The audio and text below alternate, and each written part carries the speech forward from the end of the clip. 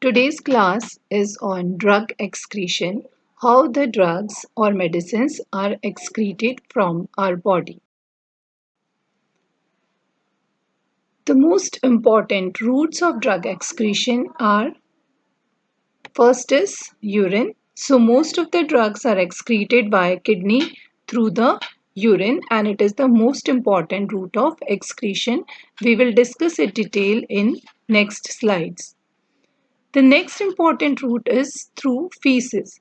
So when we take drugs orally, whatever drugs are absorbed, the rest which is present in intestine is excreted out through feces. Then some of the drugs are excreted into the bile. They also passes through feces, and the drugs which show enterohepatic recycling, that means the drugs which are glucuronide conjugated, they are also excreted through the bile into the intestine, and in the intestine they are deconjugated in the large intestine by the bacteria present there, and after deconjugation most of that drug is reabsorbed back, but whatever remain into the intestine is excreted via feces. Drugs which are volatile in nature, like alcohol or general anesthetics, they are excreted through exhalation through lungs and then through the nose. Some drugs are also secreted in the saliva, like rifampicin. They are excreted, but in very minor concentration. They are excreted into the saliva, also in the sweat. Now, some drugs can also be excreted through the milk, and thus they can enter into the small babies who are lactating on their mother. Drugs which are lipid soluble or which are non-ionized are more liable to be secreted into the milk because they will easily diffuse into the milk. Second, because the pH of the milk is slightly less than that of plasma. So the pH of plasma is 7.4 while that of milk is 7. So basic drugs, after entering into the milk, they will be more ionized at lower pH, and as a result they will be more concentrated in the milk as compared to the weakly acidic drug. So weakly basic drugs or drugs which are lipid soluble or drugs which are non-ionized are more, they have a more tendency to be secreted through the milk, and thus the lactating woman should not take any drug unless and until it is advised to that person. Now, for a drug to be absorbed from the intestine, what properties are required so that it will be significantly absorbed through the oral route? The most important properties are that it should be low molecular weight, it should be lipid soluble. The more lipid soluble, the more easily it will be absorbed, it will easily cross the membrane, and non-ionized or weakly ionized compounds are easily absorbed. They are easily able to diffuse through the membrane. So these three properties make a drug able to be absorbed through the oral absorption. So most of the drugs are either weak acid and weak base with low molecular weight, and they are lipid soluble and non-ionized. But the same properties which make them able to be absorbed through the intestine, the same properties make it difficult for the drug to be excreted from the body. We will discuss them in next. First, let us revise the process of renal excretion. All the drug which is present into the blood in the glomerular capillaries is filtered into the glomerulus. So only the non-protein bound drug is not filtered, and thus glomerular filtration depends upon the protein bounding. More the drug is protein bound, lesser will be filtered into the Bowman's capsule. The first process is glomerular filtration. Now, after coming into this glomerulus, the second process is tubular reabsorption. So most of the glomerular filtrate is reabsorbed back. Around 99% of filtrate is reabsorbed back from the lumen into the tubular cells. Now, this reabsorption is a passive process, and because it is a passive process, it depends upon lipid solubility and ionization.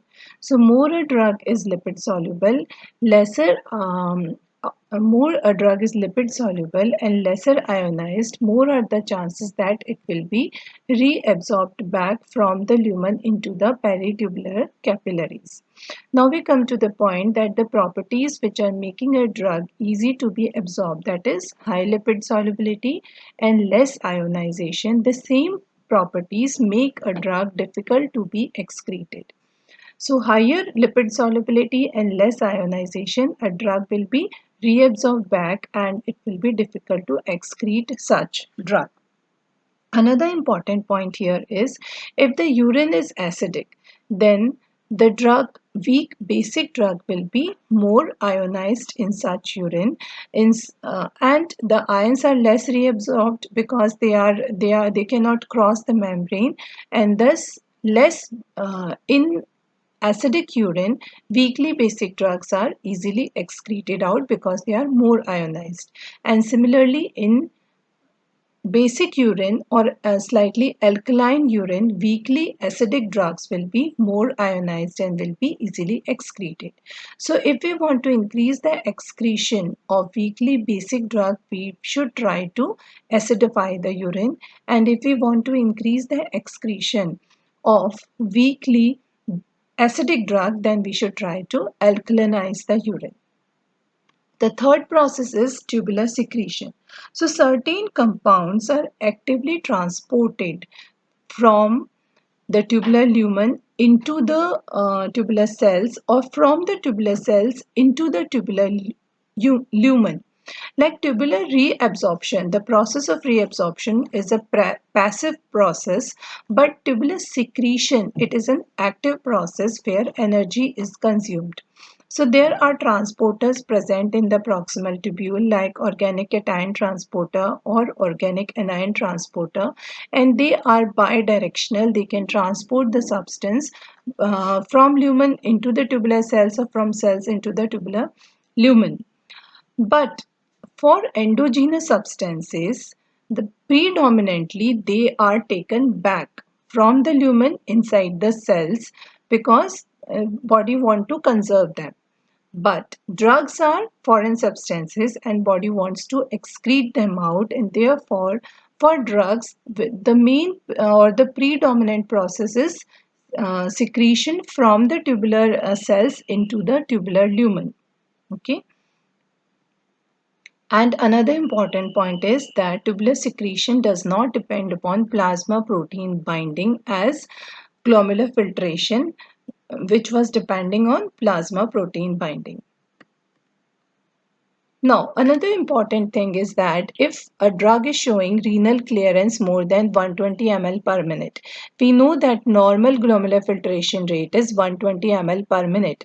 But if the clearance of any drug is more than 120 ml per minute, it indicates that there is additional tubular secretion of that drug, due to which the clearance is more than the glomerular filtration rate. Here, clearance is an important parameter which we will discuss later on. So ultimately, the excretion of the drug will be, the net excretion will be glomerular filtration plus tubular secretion minus reabsorption. This is how net excretion can be calculated. So now coming to the clinical implications.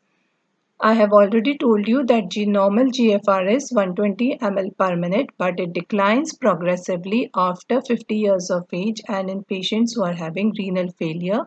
And in such patients, we have to be slightly cautious when we are giving drugs which are mainly excreted via kidney.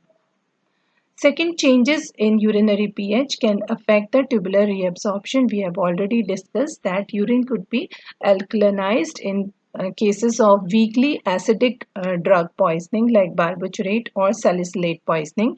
But in cases of weakly basic drug poisoning, we do not go for acidification of urine because acidosis can have its own dangerous adverse effects. Therefore, we do not go for acidification. And if renal clearance of any drug is more than 120 ml per minute, we have already discussed, it indicates that there is additional tubular secretion taking place.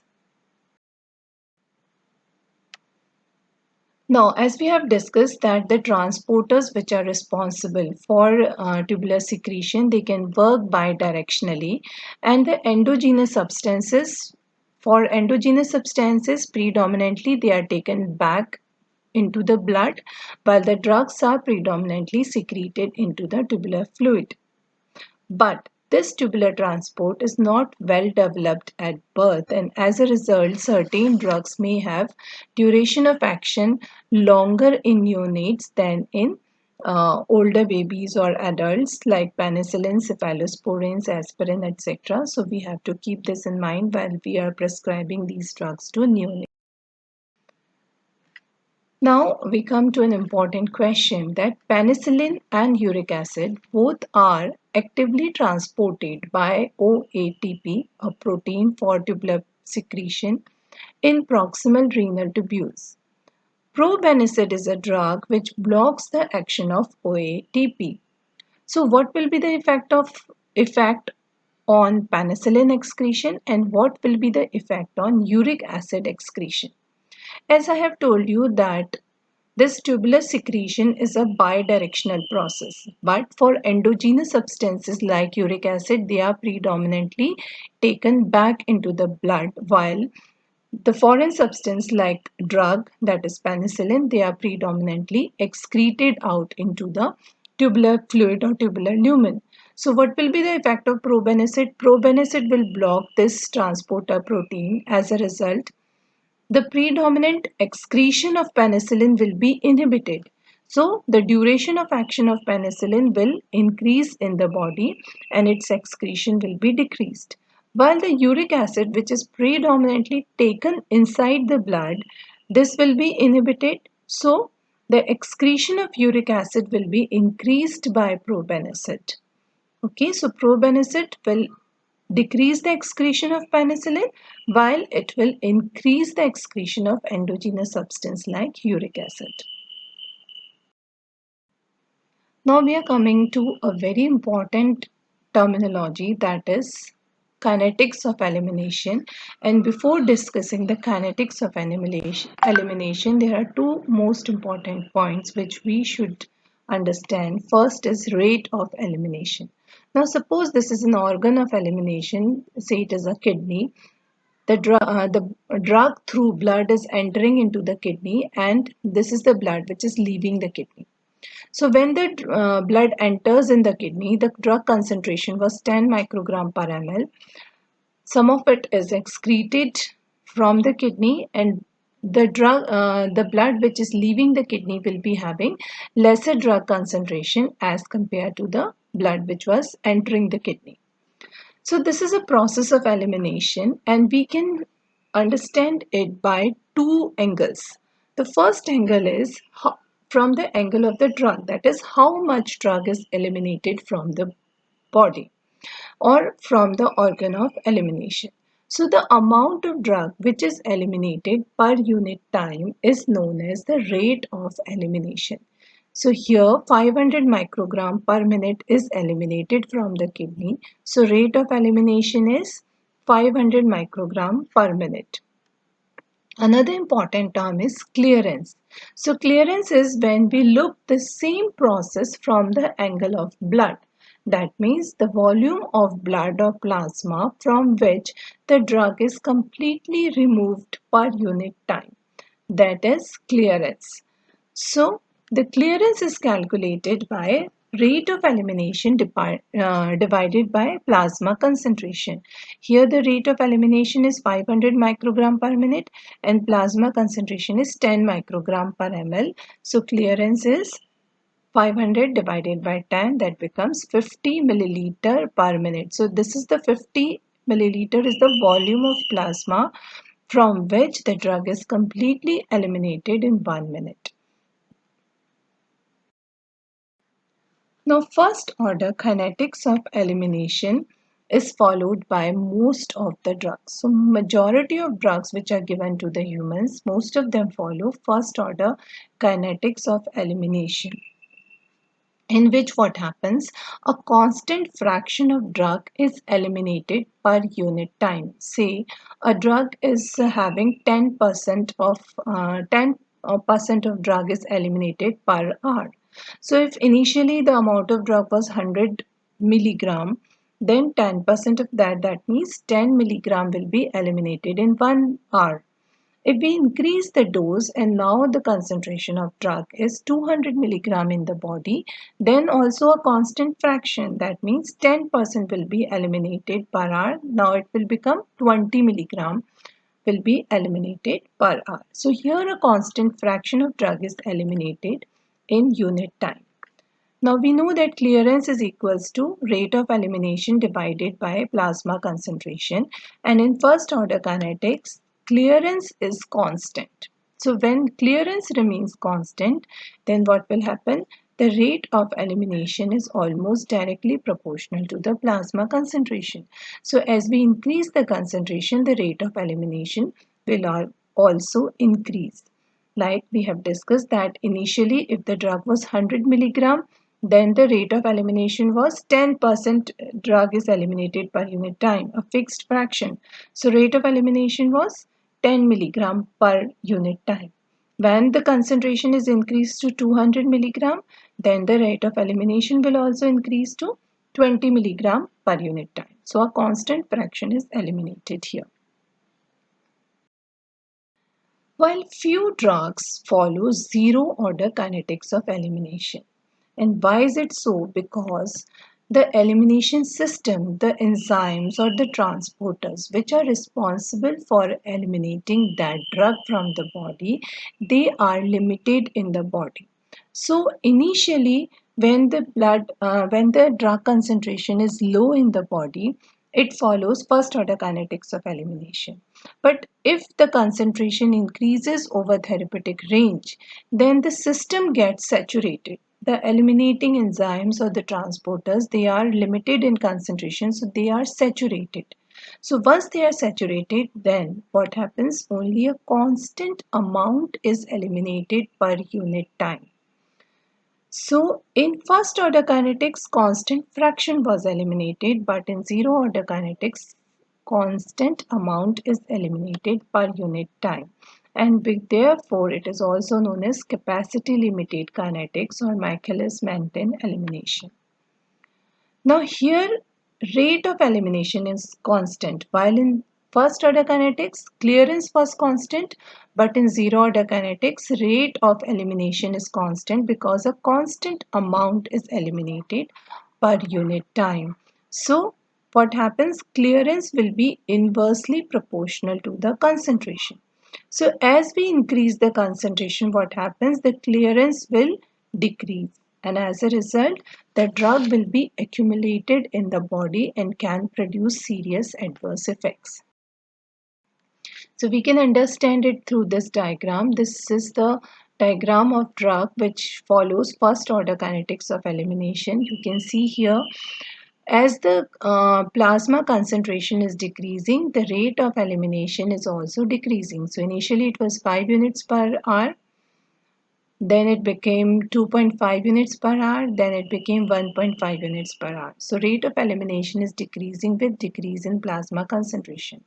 But in this diagram we can see that the drug is following zero order kinetics of elimination because here the rate of elimination is constant. So at any concentration the elimination is 2.5 units per hour, and it is not decreasing with decrease in concentration or not increasing with increasing in concentration.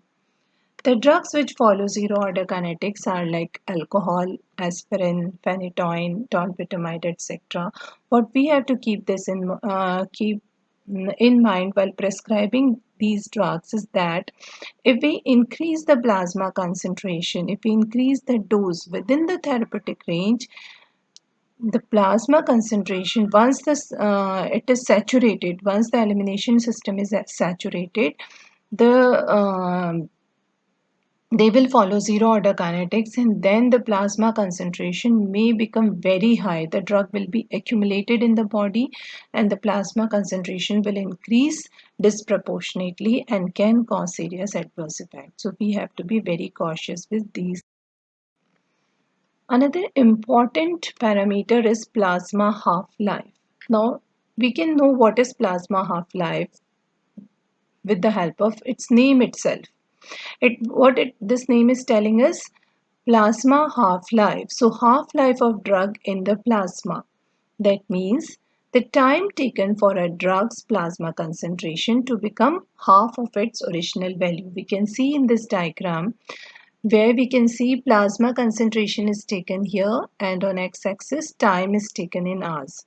So at 2 hours the plasma concentration was 16 microgram per ml.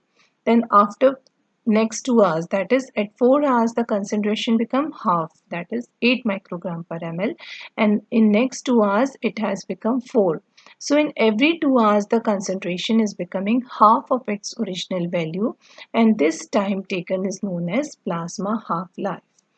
Now when we inject a drug, suppose I have given a drug intravenously, it will immediately reach a maximum concentration that is known as Cmax. After that, initially, it will be distributed. So, volume of distribution will decide plasma concentration initially. So, that phase is known as alpha phase of elimination, alpha phase of plasma half-life. And after distribution, what happens? Now the plasma concentration will be mainly decided by the elimination. So this is known as beta phase. So mainly the elimination half-life is considered for any half-life of drug. So when we are saying half-life, we are talking about the elimination phase of plasma half-life. We denote it by T 1 by 2, and we can calculate plasma half-life by this formula, that is natural logarithm of 2 divided by k, which is a constant. So natural logarithm of 2 is 0.693 and k is the elimination rate constant, that is the constant fraction of drug eliminated per unit time. In the section of first order kinetics of elimination, we have discussed that a constant fraction of drug is eliminated per unit time. That constant fraction is known as elimination rate constant. We calculate K by clearance divided by volume of distribution. So T half-life will be 0.693 into V upon CL, that is volume of distribution divided by clearance. Now, as we have discussed that clearance is constant in first order kinetics and volume of distribution usually is constant for any drug. So, T half-life remains constant in all the drugs which follow first order kinetics. But drugs which follow zero order kinetics, we know that clearance decreases with increase in concentration, and so plasma half-life also prolongs because plasma half-life is inversely proportional to clearance. So if with increase in concentration, clearance will decrease, T half-life will increase or prolong in cases of drugs which follow zero order kinetics. Now, what are the clinical implications of plasma half-life? Because it will tell us a time in which the plasma concentration is reducing half of its original value. So it helps us in deducing the dosage schedule, that is we want to give the drug 6 hourly or we want to give it 12 hourly. The drugs which are having short plasma half-life, say 1 to 2 hours, they're usually given every 4 to 6 hourly, and the drugs which are having longer plasma half-life, they can be given once a day or twice a day, or sometimes we can give it maybe once weekly if the half-life is very long. Another important point which we have to remember is in 4 to 5 half-lives, a drug is almost completely eliminated from the body. Suppose a drug's half-life is, say, 1 day, 24 hours. So that drug, if we give one dose, that will be almost completely eliminated from the body in 4 to 5 half-lives, that is in 4 to 5 days. Another important point is in 4 to 5 half-lives, a drug will reach its steady state concentration if it is repeated, if the same dose is repeated at regular interval, which we'll discuss in next slide. And elimination half-life is usually considered the half-life of the drug. This we have seen. Here, this is the 1/3 of this difference is average plasma concentration. Okay, and what duration we should keep, that depends upon how much adverse effect could be tolerated and how much therapeutic effect is required. Okay, so we usually keep a balance between that. Now, another important terminology is loading dose and maintenance dose. Now, normally, what you will see that suppose a drug is given, it will be given 500 milligram 3 times a day for 5 days, or 200 milligram every day for 6 days. So, we usually give the same dose regularly for a specified duration. But for some drugs which are having very long half life, or which are having high volume of distribution. So if a drug is having long half-life, it will take almost 4 to 5 half-lives to reach a steady state concentration at which we will have maximum effect. Or if the volume of distribution is very high, so what will happen, the plasma concentration initially will be very low. Or suppose the drug is having short half-life, but it is needed urgently, we want the effect immediately.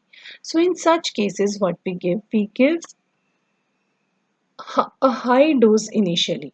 So what here we want is we want to reach that target steady state concentration in the first dose only, initial dose only. So we give high dose initially, which is known as loading dose. So what is loading dose? It is a single or few quickly repeated doses given at beginning to attain the target concentration. So what we want, that it, usually what happen after 4 to 5 or 6 or 7 doses, when it will complete the 4 to 5 half lives, we will reach the steady state concentration. But we want this steady state concentration in single dose. So for that we will give a high single dose, or we will repeat a few quickly repeated doses to rapidly achieve this steady state concentration, or which is known as target concentration here. So that is loading dose. Now, after that, we want to maintain this concentration. So, whatever doses are given after loading dose, this is known as maintenance dose. So, maintenance dose are those which are repeated at specified intervals after attaining the target concentration. It will maintain the target concentration. How? By balancing the elimination. So for loading dose, what is important? Volume of distribution is important. We have discussed initial concentration depends upon volume of distribution. Okay, so we can calculate loading dose by multiplying the target concentration into volume of distribution, and we have to divide it by F. F stands for bioavailability. So for orally administered drug, we have to divide it by bioavailability, because not the whole, all the dose is not absorbed, only a fraction of it is absorbed.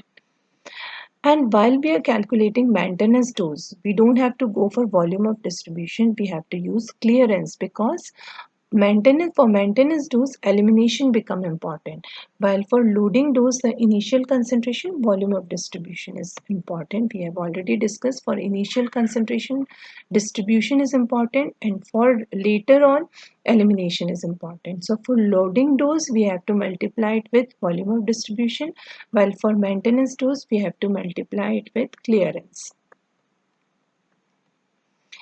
So this is the example of drugs like chloroquine, digoxin, or amiodarone, doxycycline. In such drugs, we have to give initially loading dose followed by maintenance doses.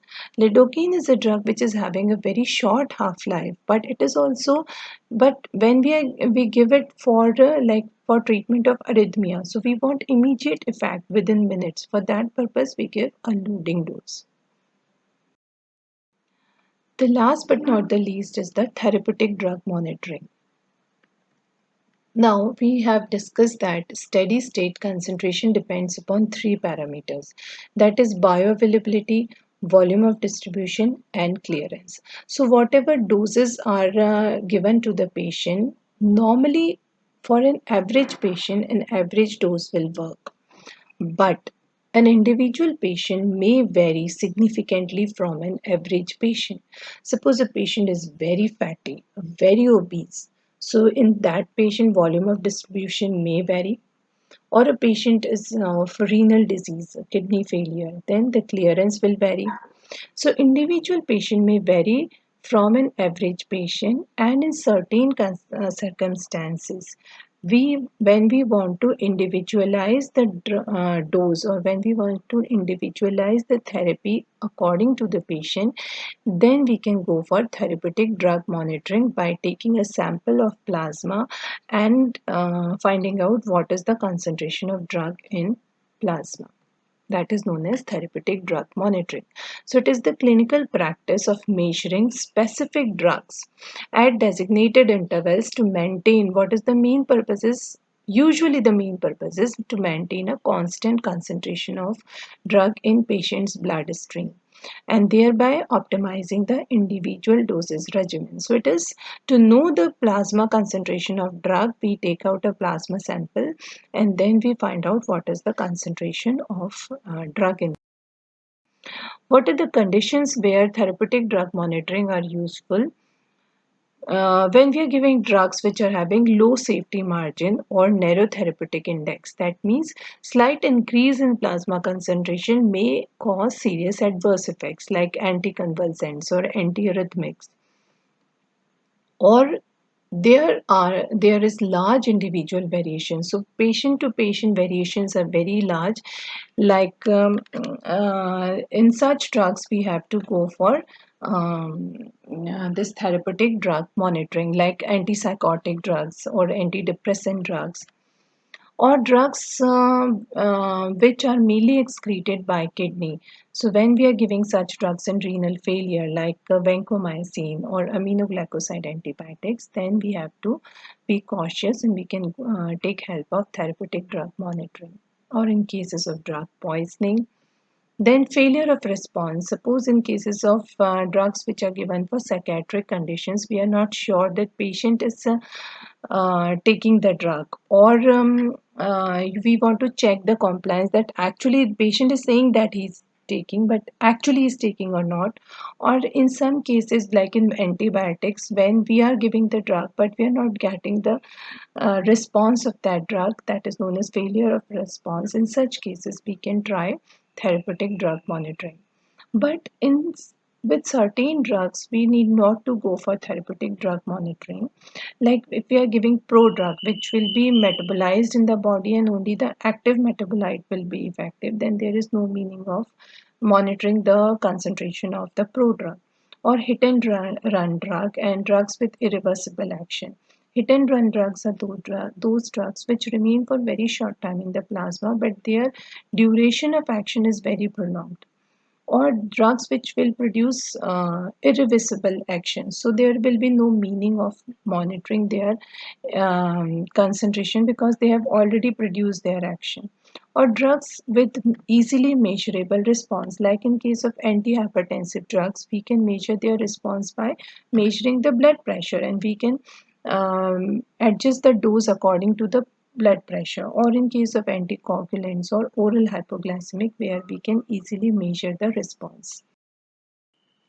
Now, when to take the plasma sample for therapeutic drug monitoring, that depends on our purpose. So when our purpose is for dose adjustment, then we should first decide whether the drug is long acting or short acting. For long acting drug, we should go for trough concentration, that is the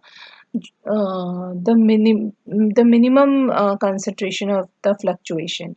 So we should take it just before the next scheduled dose. And for short acting drug, we should go for immediate post absorptive concentration. That means if you are giving orally, then just 1 to 2 hours after the oral administration. So that will give us the immediate post absorptive concentration. But if our purpose is for poisoning, suppose we are suspecting poisoning, that then we should go for as earliest as possible, because by that we could decide that suppose we want to go for hemodialysis or any other procedure, then the plasma concentration will help us. So we should go at the earliest. And if our purpose is to check the compliance or to check the failure of therapy, then random samples can. So this was all about excretion of drugs, which we have discussed today, that the main excretory organ is kidney and renal excretion is most important. And we have discussed about the process of excretion from kidney, like glomerular filtration, reabsorption, tubular secretion, then the kinetics of elimination, clearance, rate of elimination, plasma half-life, loading dose, plateau principle, and therapeutic drug monitoring, which all the terminologies are very important. And if you have any queries, all are very welcome. You can ask them on the WhatsApp, or you can mail them. Thank you very much.